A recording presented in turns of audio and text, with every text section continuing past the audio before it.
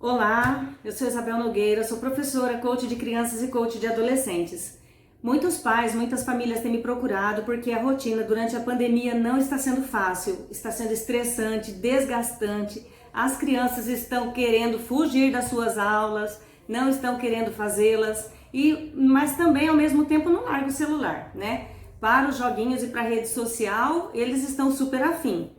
Então, gente, diante desse problema, o que nós temos feito? Nós temos estabelecido novas formas de rotina e a gente percebe que propor novas atividades, nova rotina, vale muito mais do que gritar. Chega uma hora que o filho nem obedece mais o grito do pai aumenta de volume, o grito da mãe, mas chega uma hora que não tem efeito. E por que não tem efeito?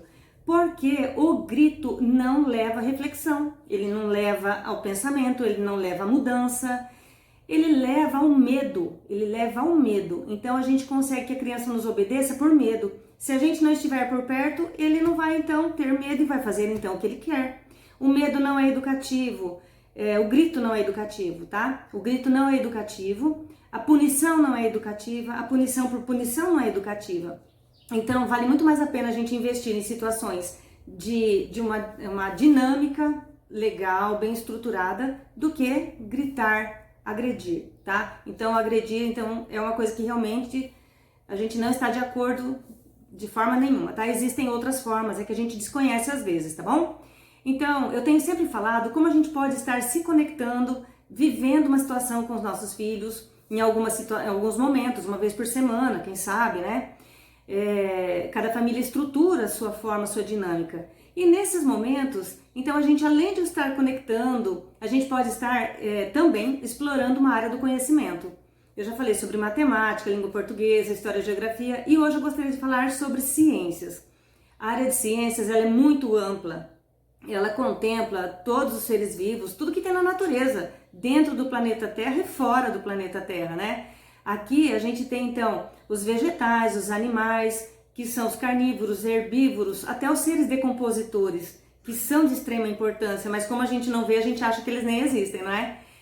A gente vê aí então que existe uma gama enorme de conhecimento. Eu gostaria de propor para os pais, para as famílias, cuidadores e os filhos, para que então coloquem em ação alguma atividade com relação às ciências e eu sugiro uma horta. A horta pode ser numa jardineira, pode ser num vaso, pode ser até mesmo na terra, se você tiver essa predisposição e as ferramentas. Lembrando que com criança a gente tem que dobrar, triplicar nossa atenção ao mexer com ferramentas especialmente cortantes, como enxada ou alguma coisa desse tipo. Mas vamos lá, vamos supor que você vai fazer uma hortinha com o seu filho num vasinho, né, numa jardineirinha. Ali então, ó, tem que ver qual é a planta, se ela gosta de luz, da sombra, se ela gosta de exposição total ao sol, quais os elementos na terra que vão ajudar o seu desenvolvimento, como a gente pode produzir uma terra mais nutritiva em casa mesmo.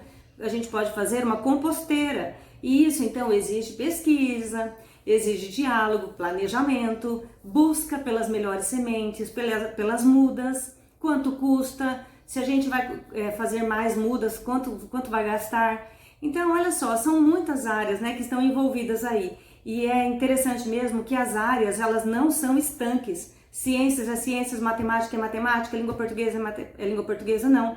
Quando a gente faz uma atividade dessa, a gente está trabalhando muitas áreas do conhecimento. Na escola é o que a gente chama de interdisciplinaridade. E se o filho está vivendo isso com o seu cuidador, com seus pais, com seus avós, esse conhecimento vai se prender na memória de longo prazo. Ele vai lembrar disso sempre e quando ele aprender na teoria, ele vai lembrar do que ele viveu, do que ele acompanhou, do que ele desenvolveu, que ele viveu junto ali, tanto com seus pais como no acompanhamento dessas frutinhas, dessas mudas que vocês plantaram. Então é uma dica. Para a criança de 9 anos, 10 anos em diante, eu já sugiro que os pais conversem sobre a puberdade. Tem lá a matéria na aula, tem o livro didático e ali tem a informação da maneira que a criança necessita, nem mais nem menos. Aquelas informações, os pais, a família, o cuidador, né, que está ali próximo à criança, se estiver acompanhando, estudando junto, aprendendo também, muitas vezes a gente aprende com as crianças. Eu sempre digo isso, eu gosto muito de aprender com as crianças. Eu aprendo muito e inclusive as coisas mais importantes da vida eu aprendo com as crianças.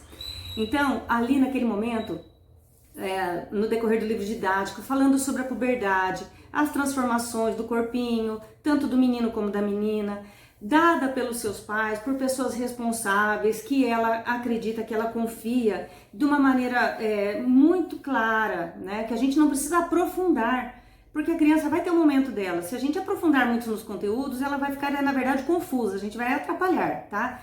Então a gente precisa lembrar que a criança tem uma área de alcance do entendimento dela em certos momentos.